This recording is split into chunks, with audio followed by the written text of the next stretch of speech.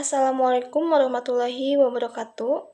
Perkenalkan, nama saya Putri Ripa Fauziah, kelas akuntansi 4D, Prodi Akuntansi, Fakultas Ekonomi Universitas Kuningan. Pada kesempatan kali ini, saya akan mempresentasikan tugas mata kuliah saya, yaitu analisis laporan keuangan. Yang telah saya kerjakan yaitu mengenai analisis laporan keuangan PT Ultra Jaya Milk Industry and Trading Company Tbk. Sebelumnya saya akan menjelaskan terlebih dahulu apa itu PT ULTJ.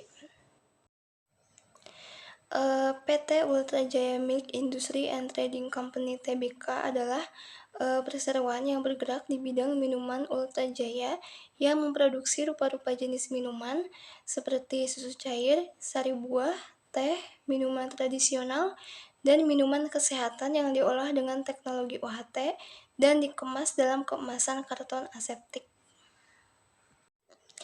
Langsung saja, yang pertama saya akan menjelaskan mengenai analisis laporan keuangan yang pertama, yaitu analisis perbandingan neraca. Seperti yang dapat kita lihat bersama, terdapat total aset, liabilitas, ekuitas, dan juga total liabilitas dan ekuitas.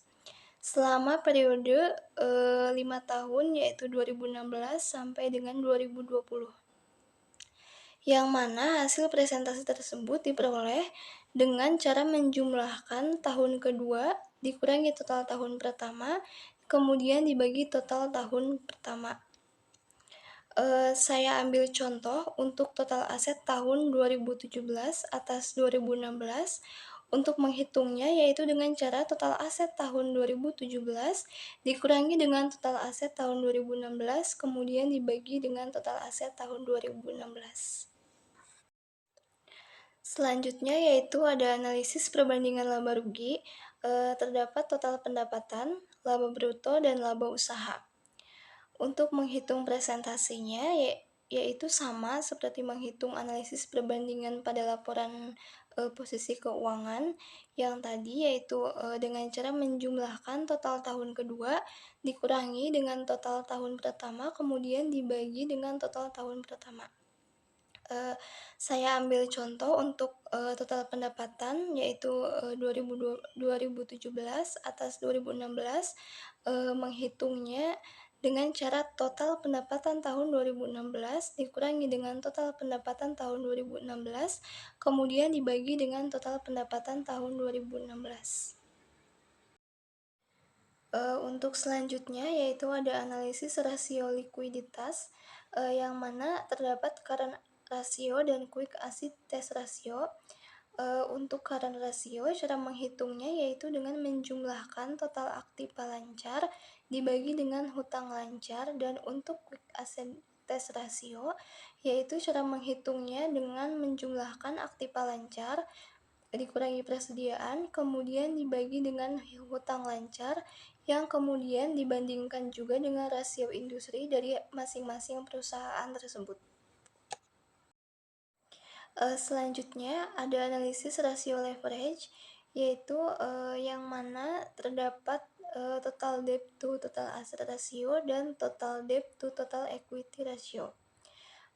Untuk total debt to total asset ratio, cara menghitungnya yaitu dengan menjumlahkan total hutang dibagi dengan total aktiva, dan untuk total debt to total equity ratio yaitu cara menghitungnya dengan menjumlahkan total hutang dibagi dengan total ekuitas, yang kemudian dibandingkan juga dengan rasio industri dari masing-masing perusahaan tersebut.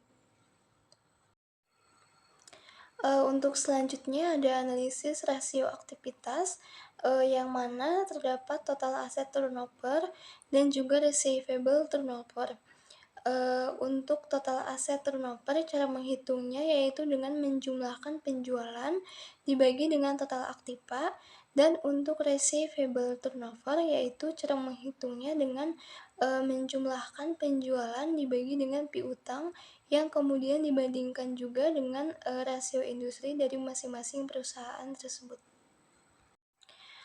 Untuk selanjutnya yaitu ada analisis rasio profitabilitas, yang mana terdapat gross profit margin atau GPM dan juga return of equity. Untuk GPM, cara menghitungnya yaitu dengan, menjumlahkan laba kotor dibagi dengan penjualan, dan untuk, return of equity, cara menghitungnya yaitu dengan menjumlahkan earning after tax dibagi dengan modal sendiri, kemudian, dikali dengan 100% dan dibandingkan juga dengan rasio industri dari masing-masing perusahaan tersebut. Dan untuk selanjutnya ada analisis common size, laporan posisi keuangan. Eee, untuk menghitung presentasenya dapat dihitung dengan cara yaitu, untuk aset yaitu semua aset dibagi dengan total aset, untuk, liabilitas yaitu semua liabilitas dibagi dengan total liabilitas, dan untuk, ekuitas yaitu semua ekuitas dibagi dengan total ekuitas. Dan untuk selanjutnya ada analisis common size pada laporan laba rugi. Eee, untuk mendapatkan hasil presentasenya yaitu, untuk pendapatan, eee, yaitu laba bruto dan laba usaha dibagi dengan total pendapatan. Untuk selanjutnya ada analisis tren laporan posisi keuangan. Untuk mendapatkan hasil presentasenya dapat dihitung dengan cara, semua tahun pertama, kedua, ketiga, keempat, sampai dengan kelima dibagi dengan total tahun pertama.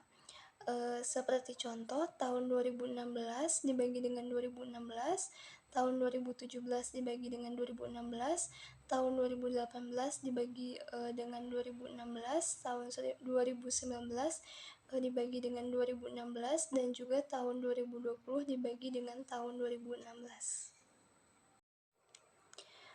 Selanjutnya ada analisis tren laporan laba rugi. Untuk mendapatkan hasil presentasenya sama, seperti yang tadi, yaitu dapat dihitung dengan cara semua tahun pertama sampai dengan tahun kelima dibagi dengan total tahun pertama. Selanjutnya ada analisis DuPont, yang mana analisis ini kemudian akan menghasilkan ROE atau Return on Equity pada perhitungan, setiap tahunnya. Untuk selanjutnya ada analisis cross section. Untuk menghitung rata-rata aritmatika ROA-nya dapat dihitung dengan cara yaitu, ROA tahun pertama sampai dengan tahun kelima dibagi dengan 5 tahun, karena periode waktunya dari 2016 sampai dengan 2020 yaitu 5 tahun. Dan untuk rata-rata aritmatika nilai bukunya dapat dihitung dengan cara yaitu nilai buku tahun pertama sampai dengan tahun kelima dibagi dengan 5 tahun. Dan untuk memperoleh nilai bukunya dapat dihitung dengan cara yaitu, ekuitas dibagi saham yang beredar, dan untuk menghitung rata-rata tertimbangnya dapat dilakukan dengan cara menghitung ROA tahun 2016 dibagi dengan total ROA selama 5 tahun, kemudian, dikali dengan ROA tahun 2016. Begitu juga seterusnya sampai dengan waktu 5 tahun tersebut. Dan untuk nilai, tertimbang nilai bukunya sama yaitu nilai buku tahun pertama dibagi dengan total nilai buku selama 5 tahun. Contohnya misalkan total, nilai buku 2016, dibagi dengan nilai buku selama 5 tahun dan seterusnya. Dan juga untuk menghitung mediannya yaitu, median ROA tahun pertama sampai dengan tahun kelima, kemudian untuk nilai bukunya, median nilai buku pertama sampai dengan, kelima. Untuk selanjutnya ada analisis time series, yang mana dalam analisis ini terdapat ROA perusahaan dan ROA industrinya. Untuk selanjutnya analisis CSR atau Corporate Social Responsibility. Terkait CSR, PT ULTJ selalu mematuhi segala hal yang signifikan, terkait peraturan tentang lingkungan hidup. Karena PT ULTJ melakukan kepedulian akan lingkungan hidup, Sebagai contoh saja, PT WLTJ melengkapi fasilitas produksi, dengan peralatan pengolahan limbah yang akan dibutuhkan dan memperkerjakan personal untuk memantau kepatuhan terhadap standar lingkungan hidup yang ditetapkan dengan pemantauan pembuangan limbah padat dan limbah cair.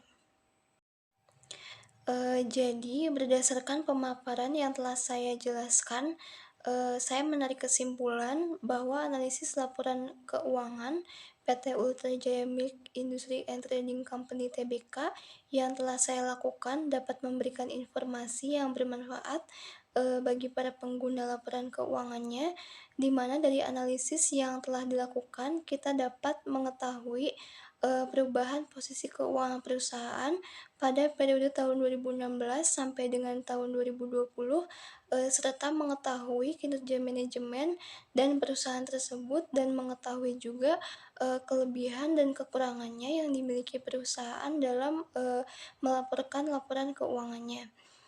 Sekian yang dapat saya sampaikan, kurang lebihnya mohon maaf. Wabillahi taufiq wal hidayah. Wassalamualaikum warahmatullahi wabarakatuh.